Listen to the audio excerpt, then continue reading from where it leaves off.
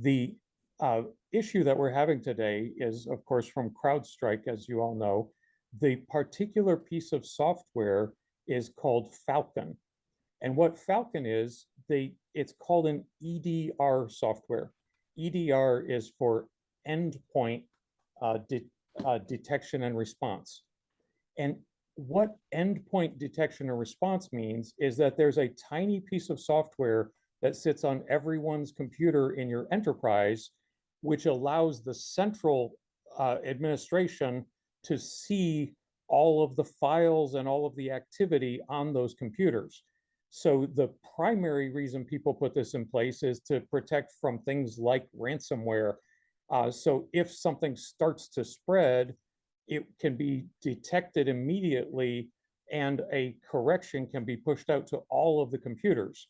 And because the agent loads before Windows is fully started up, that makes it able to not be interrupted by a computer virus or an attack tool. So it's running at a very low level in the computer. So if a attacker were trying to run something, it can't remove the Falcon agent, if that makes sense.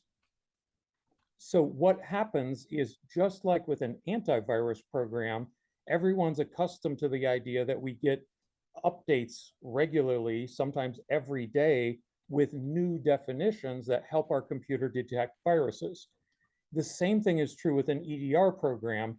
Every day we get new updates that help it to recognize new patterns of attack that CrowdStrike has detected.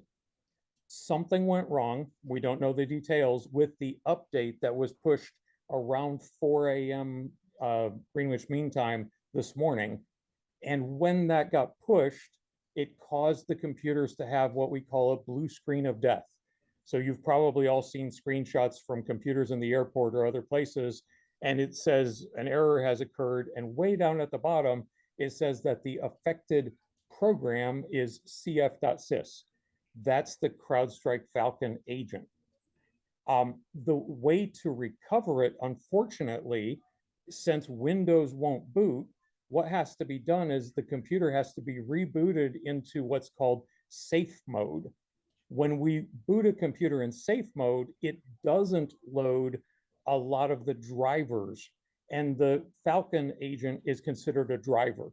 So by not loading that Falcon agent, that allows the administrators of the computer to then remove the bad update, and then it just goes back to normal. It will receive a new update, which came out about 4 o'clock this morning, our time, but the update couldn't be automatically applied because the computers had to be rebooted in safe mode in order to remove the failing update.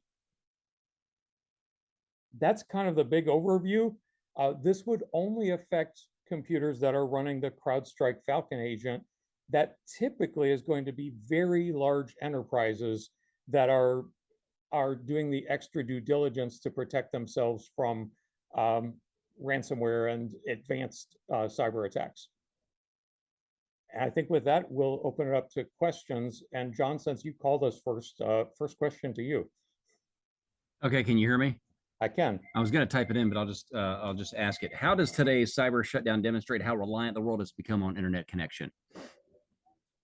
I think that every computer obviously relies on the internet, and so many of our critical infrastructures rely on the computers to be working.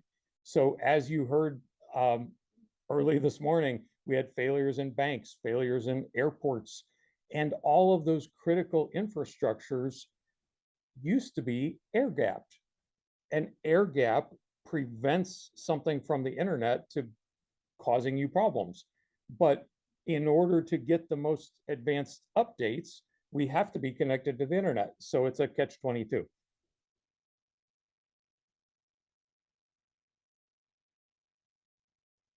I don't see any questions in the chat. If you would like to go ahead and ask and unmute yourself and ask, that would be appropriate.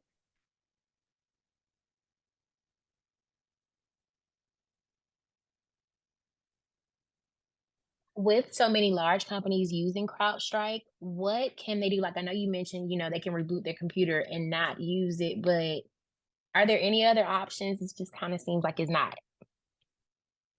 No, unfortunately, it really is going to have to be something that's done to any computer that had already been booted. If the computer had not been brought up, I believe it could have automatically corrected. But if they've tried to boot the computer with the bad version of the patch, it has to be manually restarted and the file has to be manually deleted. Thank you, Bria. John, I think you had another question. Yeah, I was just going to ask what's the long-term damage of this? Is it very temporary, Gary? Yes, as soon as that new patch is in place, everything should go back to normal. Unfortunately, with our air travel, we're going to have some backup, of course, getting back to normal, but there really should be no long-term impact. And the other thing that a lot of companies are saying is, well, this is why we should always test new software in a test environment before it comes out. That really is not appropriate when you're dealing with something that protects you from security flaws. You want the computers to be protected against the flaw that is actively being deployed by the criminals or the nation state actors or whoever it is. So it is very important that we get these patches in place as soon as possible. And again, this is the first time something like this has ever happened from CrowdStrike. I don't think anyone should change their patch tempo because of this. Do we have any more questions? Yes, go ahead, John. I'm sorry. Thank you. Any fears that because they had to reboot this and maybe some laptops were not completely protected during the period of rebooting that they could have been susceptible through cyber attacks? No, what would happen is by removing the new version of the patch, it would just go back to the previous day's version.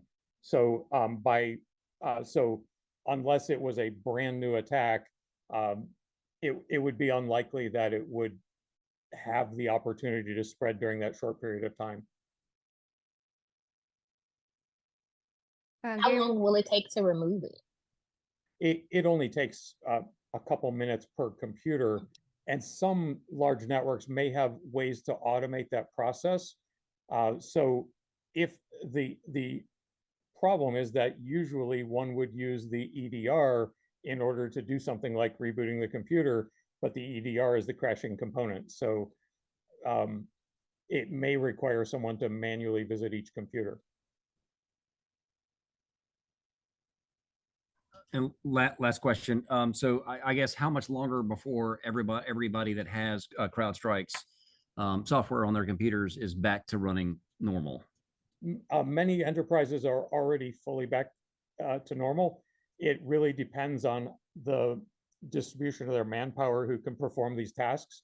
So if you're in a large distributed enterprise, it may be, for example, if you have many small branches, there may not be an IT person in that branch. So there may be some people having to go from branch to branch and get these things brought back online manually.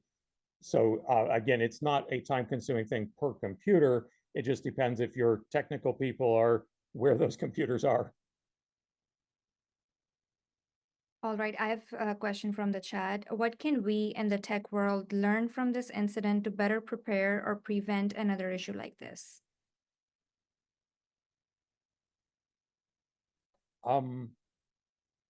Yeah, don't have a great answer for that.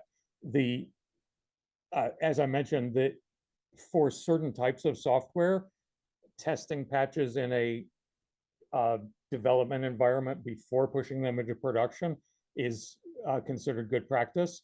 But when you're dealing with a security tool like this, that delay is just opening a gap of opportunity for attackers. So I don't really know that there's a change that should happen here. Unfortunately, it was just an unfortunate error.